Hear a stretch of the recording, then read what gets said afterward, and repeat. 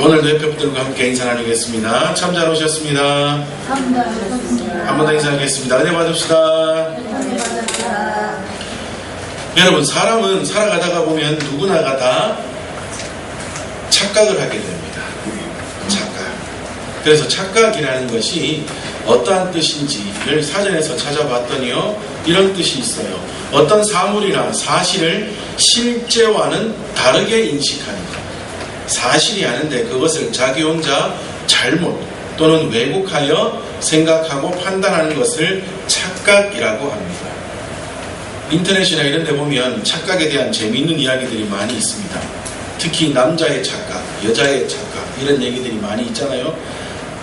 대부분 남자들이 하는 착각이 있어요. 어떤 착각이 있습니까?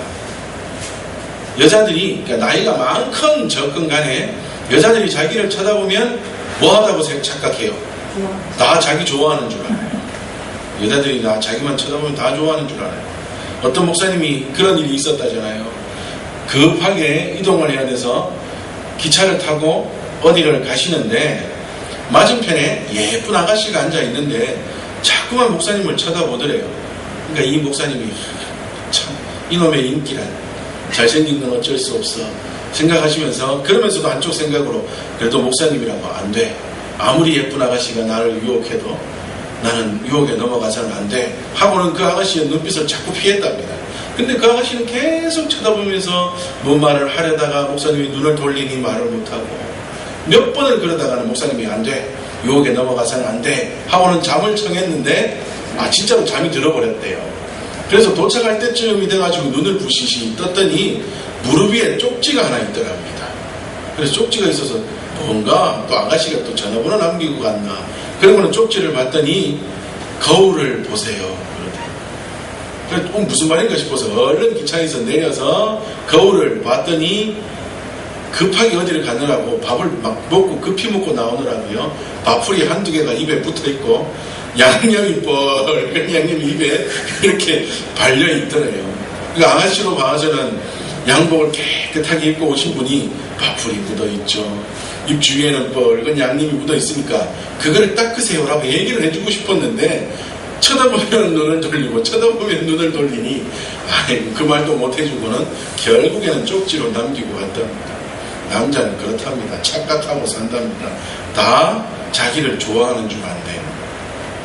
근데 여자도 마찬가지래요. 여자도 길을 가다가요, 남자가 말을 걸면 무조건 자기를 좋아해서 따라오는 줄 안대요. 어떤 사람은 지갑을 흘리고 가는데 지갑을 주워서 전해주러 갔더니 나는 남자친구 있어요. 따라오지 마세요. 저는 당신하고 안 사귈 거예요. 막 그러기 무슨 말았다고 지갑 자기가 했답니다. 전해주지 않고. 여자들도 자기를 따라오면 다 자기를 좋아하는 줄 안대요. 그리고 자기하고 같은 방향으로 길을 가면 다 자기가 좋아서 따라오는 줄 안다고 그러더라고요. 여자들도 착각한답니다. 그리고 마지막으로 초등학생, 중학생, 고등학생 자녀를 둔 엄마들이 하는 착각이 있어요. 내 아들이 공부를 못하기는 못해요. 그런데 왜 공부를 못한다고 생각해요? 머리는 좋은데 노력은 안 했어. 공부를 안 해서, 노력을 안 해서 공부를 못한다고 하는데 그것이 대부분 착각이랍니다. 공부를 못하면 노력을 안 하는 것도 있지만 머리가 안 좋은 것도 있대요. 그런데 모든 엄마들은 내 아이는 머리는 무조건 좋다라고 생각하는 착각을 한답니다. 그래요. 세상 사람들은 모두가 이런 착각 속에 빠져 살아갑니다. 어떤 착각은 재미있는 일들을 만들어내기도 하고 어떤 착각은 또 심각한 상황을 만들어내기도 합니다. 그런데 여러분, 재미있는 게요, 사람이 착각을 왜 하는지 아십니까? 왜 남자가 모든 여자들이 자기만 쳐다보면 자기 입에 양념이 발려서 쳐다봄에도 불구하고 왜 자기를 좋아한다고 생각하는지 아십니까? 왜 여자들이 무조건 자기에게 말을 걸거나 자기와 같은 방향으로 길을 가면 다 자기를 좋아한다고 생각하는지 아십니까? 왜 엄마들은 자기 자식이 무조건 머리는 좋다라고 생각하는지 아십니까? 착각에 공통점이 있는데 그 착각을 다 왜 하는가 하는 것을 찾아보았더니요, 뭐 때문일까요? 왜 사람들이 착각을 하고 살까요? 중심이 누구에게 있어서요? 자기에게 있어서요. 자기에게 중심이 있어서 자기 중심성 때문에 사람들은 착각을 하고 살아간답니다. 이것이 재미있는 일을 만들어내고 그냥 웃을 수 있는 상황을 만들어내는 일이라면 그래 뭐 하고 가벼이 넘길 수 있으나 만약에 이것이 심각한 일이라면 우리는 이것에 대해서 좀 더 깊이 생각해야 한다. 사람은 자기 중심성 때문에 나를 중심으로 한 생각, 나를 중심으로 한, 나를 기준으로 한 모든 상황들, 생각들, 일 때문에 착각을 하고 살아간다는 거예요. 이것은 좋은 의미이긴 하지만 사람이 자기 중심성이라는 것을 이야기해주는 단적인 예가 있습니다. 일전에도 한번 보여드렸는데요. EBS에서 수년 전에 연구를 했는데 사람이요, 자기하고 결혼할 사람을 찾을 때 대부분의 사람이, 물론 옛날 우리 어르신들은 결혼해라 해서 한 것도 있지만 이 현대의 젊은이들이 결혼을 자기가 스스로 좋은 사람을 찾아서 결혼할 때는 누구를 찾는지 아십니까? 누구를 찾는지 아세요? 어떤 사람이 EBS에서 그걸 했답니다. 조사를 해보고 연구를 했대요. 사진을 보여주고는 여러 명의 남자의 사진을 보여주고 여자에게 여기서 마음에 드는 남자를 찾아보세요 했더니 한 남자의 사진을 찾더랍니다. 다음 사진 보여주세요. 이 남자를 찾더래요. 마음에 들어요. 그러면서 하는 말이 뭐예요? 저랑 닮았는 것 같아요 라고 얘기하더랍니다. 다음 사진 보여주세요.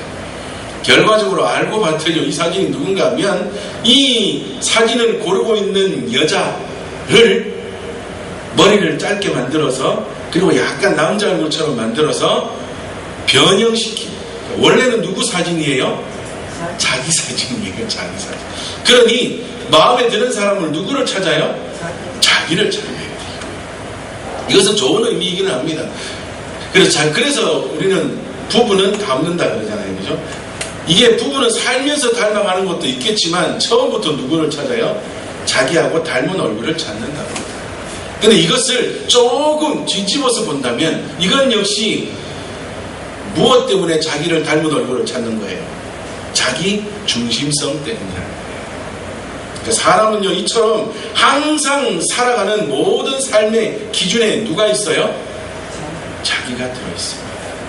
우리가 몇 주 동안 계속해서 예수님을 영접함에 대해서 우리가 전도합시다 라는 말씀에 이어서 우리가 온전히 전도하지 못하는 이유, 또는 전도를 해도 사람들이 복음을 받아들이지 못하는 이유가 예수님을 영접하지 못하기 때문인데, 그렇다면 예수님을 영접하지 못하는 이유가 무엇인가 하면 삶의 중심이, 삶의 주인이 누가 되어 있기 때문에요?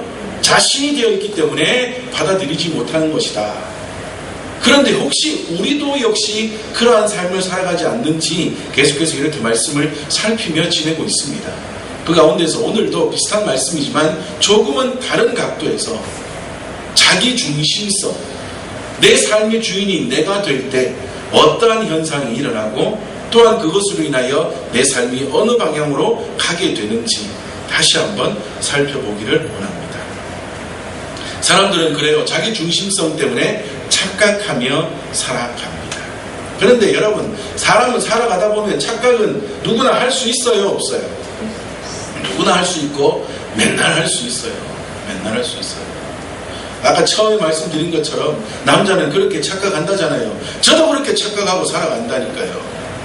저도 뭔가가 이상해서 지나가던 사람들이 이렇게 일껏 쳐다보면, 또는 이렇게 등치가 크다 보니 사람들이 지나가다가 오 하고 이렇게 쳐다보면 저 스스로는 뭐라고 생각할까요? 아이고, 그래도 내가 아직까지 인기가 안 죽었나 봐. 착각하고 살아간다. 사람은 살아가다가 누구나가 다 착각하고 살 수 있습니다. 누구나가 다 착각할 수 있습니다. 오늘 성경에 보니까 우리가 그렇게도 위대하다라고 생각하고 인정하고 살아왔던 다윗이라는 사람도 착각하고 살아가고 있더라고요. 우리가 몇 번을 통해서 함께 말씀을 나누었던 내용이에요. 다윗이 어느 날 쉬러 갔는지 뭐하러 갔는지 왕궁 지붕 위를 이렇게 저렇게 돌아다니다가 저기 멀리 이웃집에서 목욕하는 한 여인을 발견하게 됩니다. 그런데 그 여인이 아마도 매우 아름다웠나 봐요. 다윗이 그 순간 그녀에게 눈과 마음이 탁 꽂혀버리고 맙니다. 그리고는 그녀만을 바라보게 됩니다. 그 순간부터 다윗은 착각하기 시작합니다. 무엇을 착각하느냐?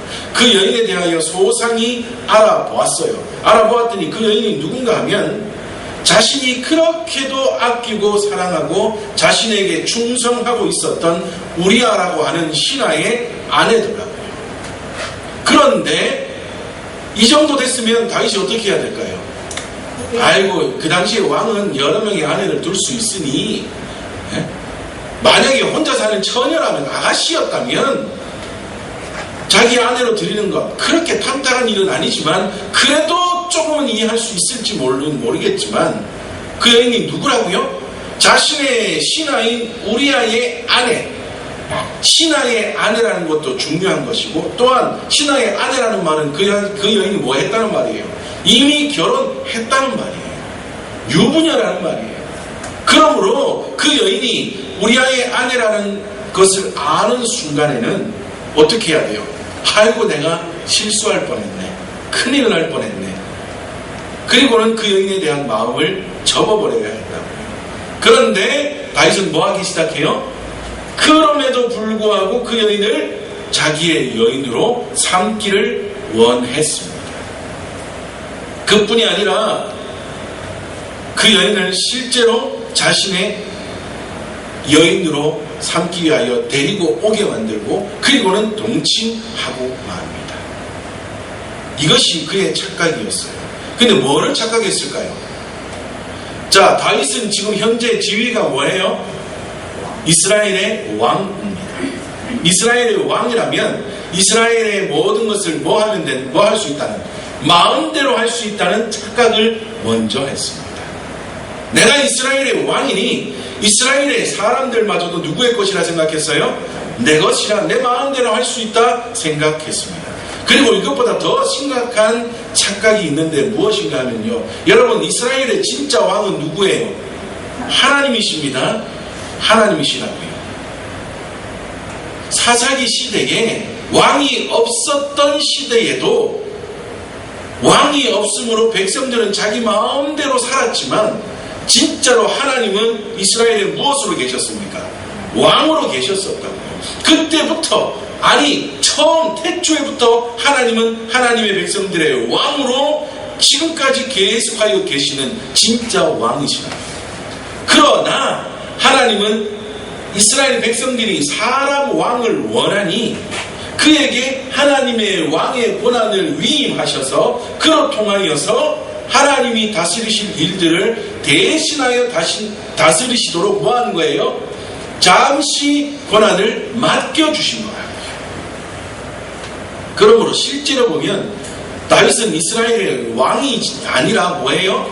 왕의 대리자였을 뿐이라고. 부르기를 왕이라고 불렀지만 실제로는 진짜 왕이신 하나님이 계심으로 그는 왕의 대리자일 뿐이라고. 그러므로 항상 진짜 왕이신 하나님 앞에서 조심조심하며 살아야 되고, 어떻게 하면 하나님을 기쁘시게 할까, 어떻게 하면 그 하나님의 뜻을 통하여 백성들을 다스릴까만 늘 고민하여 살아야 될 그인데 뭐를 착각했어요? 자기가 진짜 왕이라고 착각했다. 하나님이 아닌 내가 왕이다, 내가 중심이다, 내가 진짜다라고 착각하며 살아갔다고요. 그러니 어떤 결과가 나왔어요?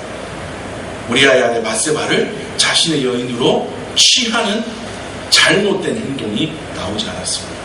만약에 그가 하나님이 왕이시고 자신은 하나님의 대리자라는 생각, 내가 중심이 아니라 하나님이 중심이십니다라는 생각을 가지고 있었다면 어떤 일이 벌어졌을까요? 우리아의 아내가, 밧세바가 우리아의 아내라는 것을 아는 순간에 포기했을 거예요.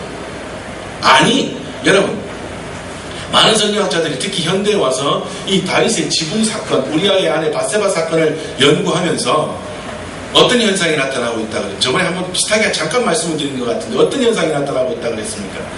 왜 다윗이 왕궁 지붕위를 거닐었을까? 아니, 산책할 때가 그렇게 없을까? 여러분, 그 동네는 어떤 동네라고요? 우리나라처럼 이렇게 사계절이 뚜렷한 동네가 아니라 광야, 더운, 밤에는 낮에는 무지 덥고 밤에 되면 갑자기 추워지는 그런 뚜렷한, 마치 지금 우리 계절처럼, 그죠? 새벽에는 막 저녁 되면 춥고 낮 되면 여전히 덥고, 오늘도 낮 최고 기온이 30도까지 올라간답니다. 이런 굉장히 일교차가 큰 그런 지역이었다고요. 그러니 산책을 하려면 차라리 왕궁 뜰이나 이런 데 돌아다니는 게 더 시원하고 좋을 텐데 왜 왕궁 지붕 위에 올라갔을까? 이것을 연구하던 성경학자들 중에 어떤 분들이 그런 얘기를 해요. 다윗은 목적을 가지고 왕궁 지붕 위로 올라갔다는 거예요. 어떤 목적이요? 찾으려고 하는. 더군다나 여러분, 전에도 한번 이것에 대해서 제가 이렇게 질문 드렸잖아요. 여러분, 청와대 주변에 일반 사람들이 또는 청와대에 일하는 사람들이 사는 집이 있어요, 없어요? 없어요. 청와대 있으면 그 주변은 뭐 사람들이 놀 수 있는 광장, 공원 이런 것으로 해서 굉장히 넓은 땅 안에 청와대만 있다. 그러면 옛날 왕궁도 그랬을까요? 안 그랬을까요? 비슷했을 거라고요. 물론 지금보다는 더 좁고 따닥따닥 붙어 있기는 했으나 왕궁 지붕 위에서 사람의 눈으로 이렇게 봐가지고 이웃집에 목욕하는 여인이 보이고 그 여인이 아리따다는 것을 볼 수 있을 정도의 거리에는 집이 없었을 거라고 봐요. 그러니 지금 이 말은 다윗이 처음부터 뭐를 가지고 우리아의 아내 밧세바에 대해서 미리 알았을 거라고 보는 성경학자들도 많아요. 그래서 우리아의 아내 밧세바를 취할 목적으로 그곳에 올라 그녀를 발견했을 거라고 보는 그런 성경학자들이 많이 있습니다. 그러므로 처음부터 다윗의 마음속에는 자, 이것이 뭐 이렇다 저렇다 따지기보다 뭐를 할 수 있느냐, 다윗의 마음속에는 이미 뭐가 들어있었다는 거예요. 성에 대한 무너진 마음들이 있었다는 거예요. 죄악된 마음들이 있었다는 겁니다. 내가 왕이니 이쁜 여자 보면 다 내 여자로 삼아도 될 거라고 생각하는 성에 대한 무너진 착각하는 마음이 그에게 이미 들어 있었다고 많은 성경학자들이 보고 있습니다. 이게 뭐예요? 자기 중심성입니다. 자기 중심성. 다윗이 모든 삶의 중심에 누구를 둬요? 자기 자신을 두고 있습니다. 이게 착각이에요. 이게 착각. 그리고 이것으로 인하여 하나님이 기뻐하시지 않는 죄의 결과들이 나타납니다. 이렇게 착각하고 나면요, 계속해서 어떤 일이 벌어지느냐. 자, 우리아의 아내 밧세바를 데려다가 동침을 했어요. 그런데 어떤 일이 벌어졌어요? 밧세바가 임신을 하게 됩니다. 그러니 이제는 잘못하면 어떻게 돼요? 발각이 되면 큰일 나지 않습니까? 그러니 다윗이 어떤 일을 벌여요? 전장에 나가서 전쟁하고 있던 우리아를 불러들여요. 그리고는 야, 네가 전쟁하느라고 수고했다? 그러니 오늘 밤은 집에 가서 아내와 동침하고 아내와 즐겁게 지내라 라고 휴가를 줘요. 이게 무슨 뜻이에요? 그 아이가 누구의 아이로 속이려고? 우리아의 아이로 속이려고. 그리고 자기는 빠져나가려고 그 짓을 다윗이 하고 있습니다. 그런데 우리아는 어떻게 해요? 내가 어떻게 전쟁을 하다가 잠시 들어온 장수가 어떻게 아내와 함께 편안하게 지낼 수 있겠습니까? 하고는 그냥 다른 신하들과 함께 밤을 보내고는 다시 전쟁터로 떠나버립니다. 그러니 이제 누가 더 큰일 났어요? 다시 더 큰일 났습니다.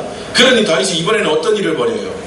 다른 신하에게 전장에서 우리아를 전쟁의 가장 위험한 곳으로 보내라는 편지를 다른 신하가 아니라 우리아의 손에 그 편지를 줘서 전쟁터로 다시 나가게 만듭니다. 그러니 무슨 말인가 하면 우리아는 자신이 죽을 지경에 빠지게 할 편지를 들고 스스로 다시 전쟁터로 나가게 됩니다. 그리고는 그 편지의 내용대로 우리아는 가장 전쟁터 위험한 곳으로 보내지게 되고 그곳에서 전사하고 맙니다. 결국에는 오늘 우리 읽은 본문에 보니까 나단 선지자가 말하기를 누가 우리아를 죽였다 그럽니까? 다윗 당신이 죽였다. 햇사람의 칼로 당신이 죽이지 아니하니이다. 당신의 칼로 죽었지만, 그러니까 햇사람의 칼로 이용해서 죽였지만 실제로는 누가 죽였다고요? 다윗 당신이 죽였다라고 나단 선지자가 말하고 있지 않습니까?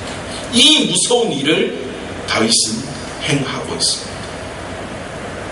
그런데 더 신기한 것은요, 여러분 오늘 집에 가서 또는 점심 식사하고 한번 읽어보세요. 사무엘하 12장. 다윗이 그 짓을 하고 나서 나단 선지자를 만나는 순간까지요, 긴 12장의 이 성경의 내용, 우리는 한 장으로 읽지만 시간상으로는 굉장히 길어요.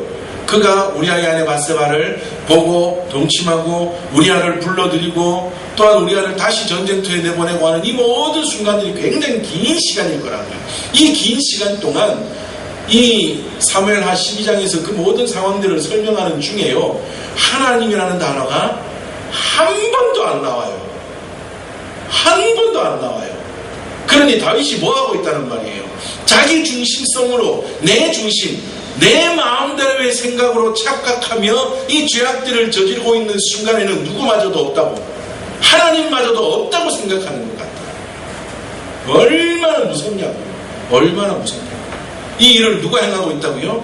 다윗이 행하고 있습니다. 사람의 착각은 너무나 무섭습니다. 너무나 무섭습니다. 하나님마저 잊어버리고 하나님마저 없다고 생각합니다. 그런데 여러분, 우리가요 이렇게 착각하며 살아가고 내 중심적이라고 살아가는 이 상황, 그런데 다윗을 보면 그것이 분명히 잘못됐다라고 생각을 하는데, 우리는 이렇게 다윗처럼 이렇게 심각한 죄악들을 저지르고 살아갑니까? 이만큼 그렇게 심각한 죄악들을 우리는 저지르지 않잖아요. 그러니 우리는 누구는 잘못했다, 다윗은 잘못했다고 보면서 누구는 아니라고 봐요.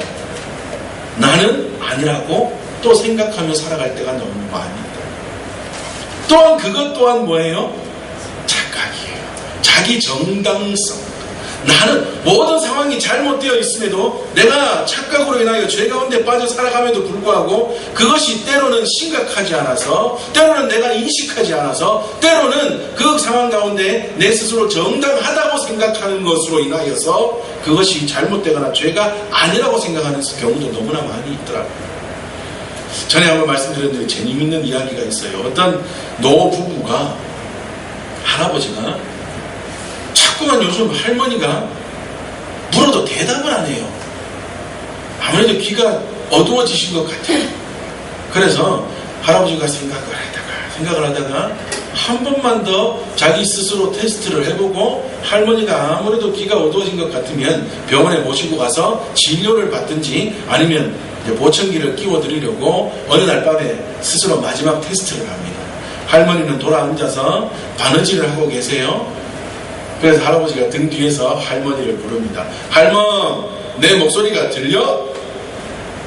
할머니가 대답을 안 해요. 할멈, 내 목소리가 들려? 대답을 안 해요. 할멈, 내 목소리가 들려? 3번이나 부르는데도 할머니가 대답을 안 해요. 너무나 놀래서, 진짜 내 할머니 이제 귀가 완전히 어두워졌나 보다, 너무나 마음이 아프고 놀래서 할머니 앞으로 뛰쳐가가지고 할머니를 앞에서 잡고 흔들면서 할멈 내 목소리가 안 들려? 그랬더니 할머니가 뭐라 그랬게요? 이놈의 영감아, 대답만 4번 했다. 귀가 누가 어두워요? 누가 어두워요? 할아버지 자기가 귀가 어두워요. 자기가. 이때까지 할머니는 물을 때마다 대답도 잘하고 다 했는데, 할아버지 자기가 귀가 어두워서 들리지 않고 누가 귀가 어두워진다고 생각해요? 할머니가 귀가 어두워진다고 생각해요. 항상 누구는 괜찮다고 생각해요? 자기는 괜찮다고 생각해요. 그런데 이 모습이 착각 앞에서, 착각으로 인한 죄 앞에서 누구의 모습 같아요? 우리의 모습 같더라고요. 우리의 모습. 나는 괜찮아. 나는 아직 아니야. 나는 착각하지 않았어. 나는 착각으로 인하여 죄를 짓지 않았어. 나는 정당해. 라고 생각하고 착각하며 또 다른 착각을 일으키며 살아간다고요.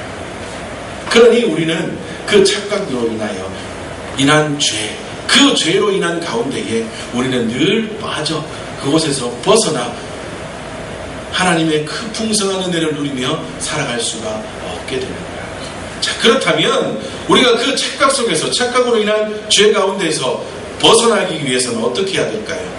그곳에서, 그 구렁텅이 속에서, 그 늪 속에서 이제는 벗어나 하나님의 풍성한 은혜를 누리며 살아가려면 어떻게 해야 될까요? 하나님은요, 우리가 착각하고 그 착각으로 인하여 죄 가운데 빠져 살아갈 때 항상 뭐를 주실까요? 사인을 주시고 자극을 주십니다.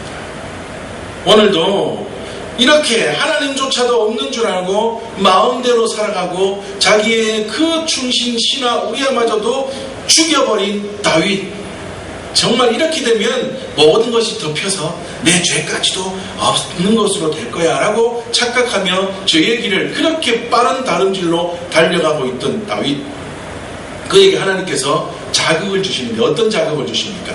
나단 선지자를 통하여 자극을 주십니다. 어느 날 나단 선지자가 와서 우리가 읽지 않은 12장에 이런 이야기를 합니다.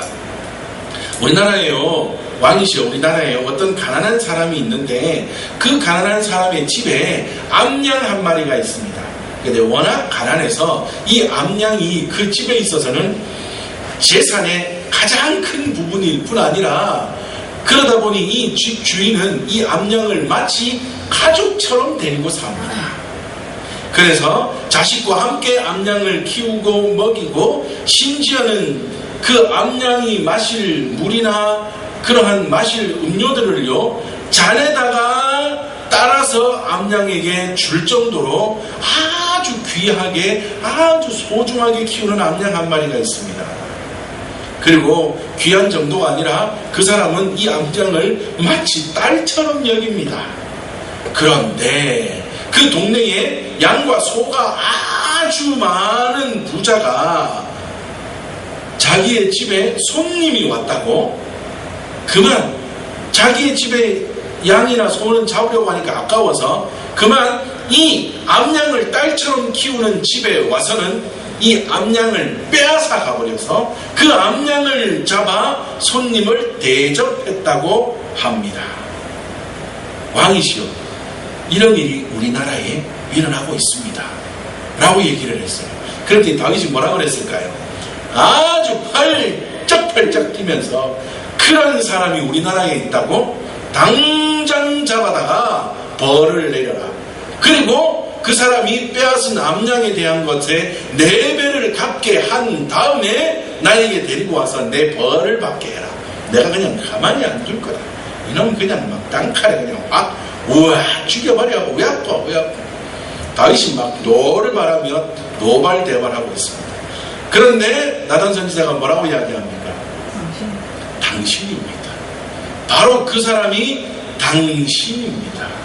당신이 한 짓이 그와 같습니다 라고 쭉 이야기하며 오늘 우리가 읽은 본문 말씀까지 계속해서 나단 선지자가 다윗에게 말합니다.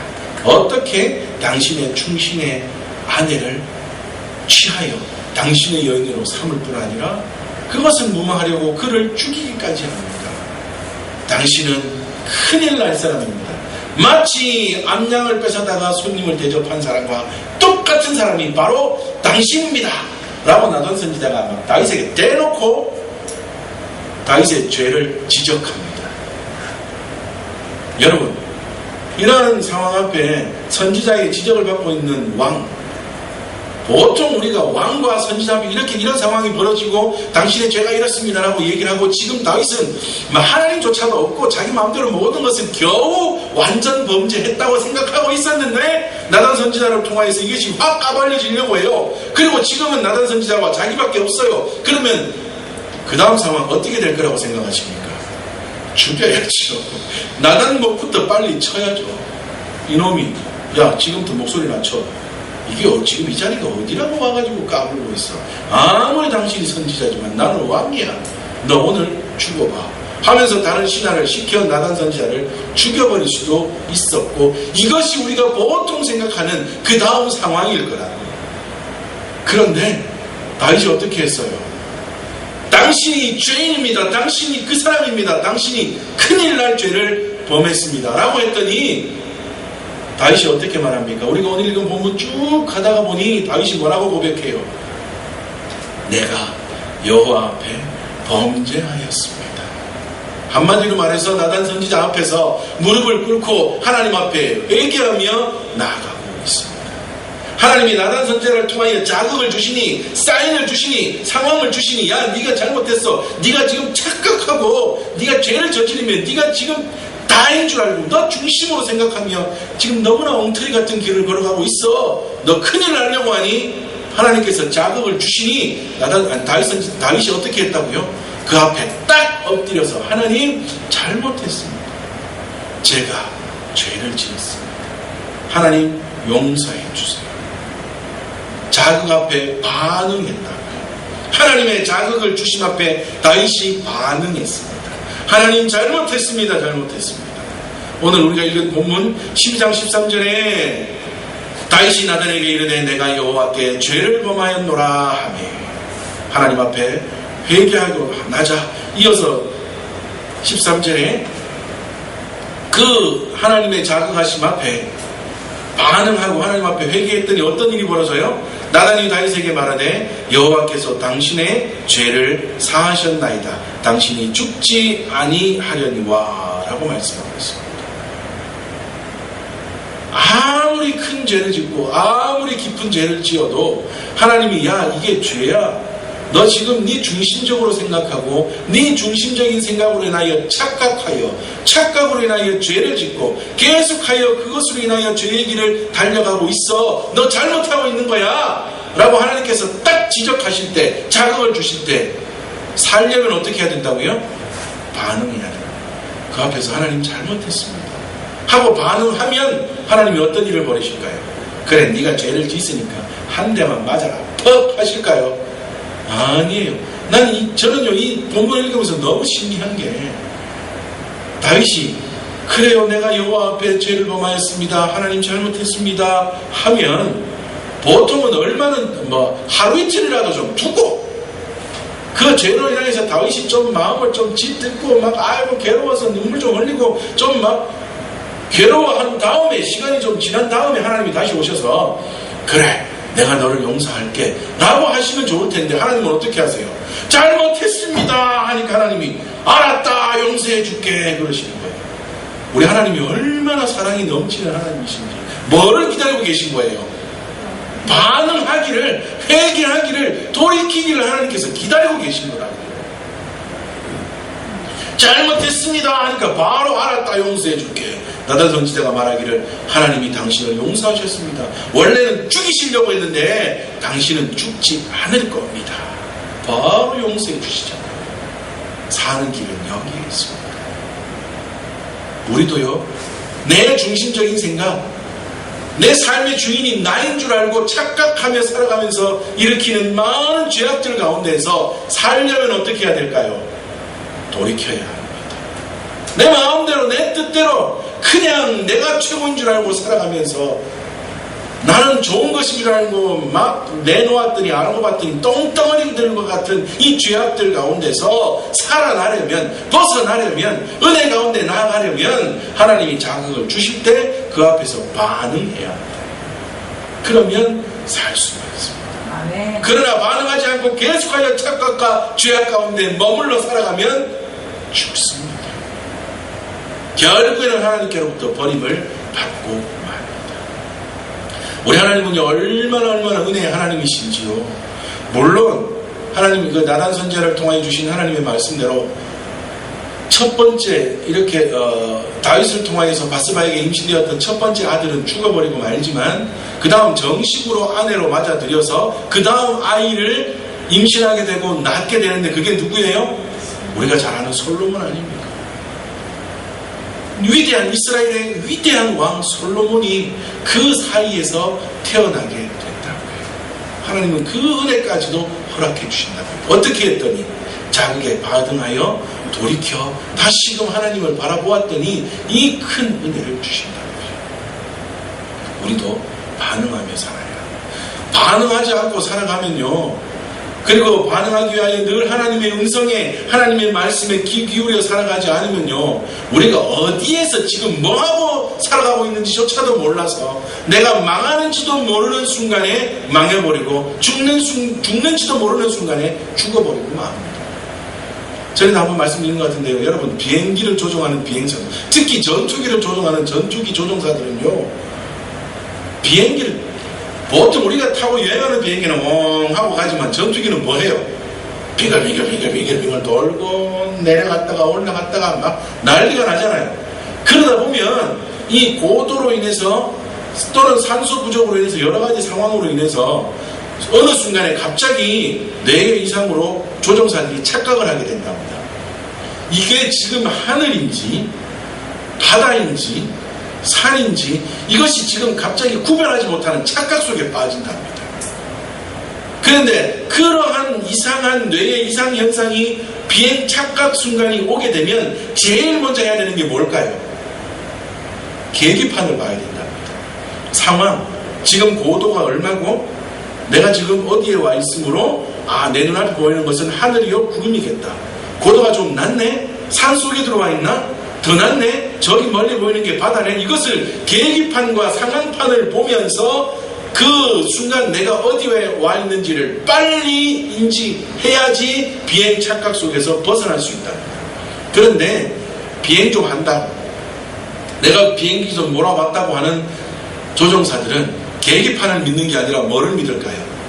자기 눈을 믿어요. 자기 뇌를 믿어요. 그래서 그냥 저기 눈앞에 보이는 게 이상한데도 괜찮아 하고는 달려가다가는 산에 그대로 박아서 죽어버리고 만답니다. 그런 일들이 종종 일어난답니다. 그것을 비행 착각이라고 합니다. 우리도 마찬가지예요. 우리도 지금 착각 속에서 내가 지금 어디에 살아가고 뭐하고 살아가고 있는지, 내가 지금 내놓고 있는 게 하나님의 은혜의 결과물들인지 똥과 같은 것들인지도 모른 채 막 살아갈 때에 하나님이 자극을 딱 주시면 뭐부터 봐야 될까요? 계기판부터 봐야 돼요. 하나님의 말씀, 하나님의 음성을 들으며 하나님이 주시는 계기판을 바라본 다음에 내가 지금 어디에 있는지를 알고, 그리고 그 하나님 주신 상황을 의지하여, 하나님의 음성을 의지하여 다시 하나님께로 돌이켜 나아가야지 살 수 있다. 그래야지 우리 삶의 착각 가운데서 벗어나 하나님의 은혜를 풍성히 누릴 뿐 아니라 살아날 수가 있습니다. 그러나 그 가운데서 계속하여 나는 아니야, 괜찮아 라고 머물러 있다가는 망해버리고 만답니다. 사람은 살아가다 보면 착각은 할 수 있습니다. 그러나 뭐는 해야 돼요? 자극에는 반응해야 합니다. 하나님 주시는 자극에는 반응해야 살아날 수 있답니다. 오늘 말씀을 잘 기억하셔서 이제는 내 중심적인, 내 삶의 주인이 나인 줄 알고 살아왔던 나 중심적인 우리의 잘못된 삶에서 이제는 벗어나 하나님 주시는 자극에 반응함으로 그곳에서 벗어나 삶의 길, 구원의 길, 승리의 길, 또한 하나님 주시는 큰 행복의 길, 그 가운데서 하나님 주시는 복을 날마다 누리며 살아가실 수 있는, 그리하여 그 삶 가운데서 또한 하나님 앞에 영광 올려드리며 살아갈 수 있는 저와 우리 모든 믿음의 식구들 되시기를 주님의 이름으로 축복합니다. 네, 우리 함께 기도하겠습니다. 하나님